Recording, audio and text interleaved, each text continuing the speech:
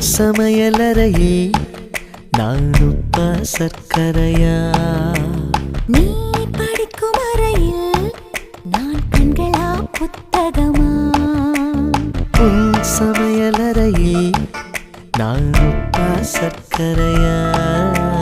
நீ படிக்கும் அறையில் நான் கண்களா புத்தகமா? நீ விரல்கள் என்றால் நான் நகமா மோதிரமா? நீதழ்கள் என்றால் நான் முத்தமா புன்னகையா?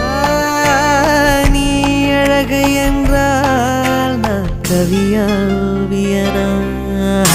உன் சமையலறையில் நான் உப்பா சர்க்கரையா? நீ படிக்கும் அறையில் நான் கண்களா புத்தகமா?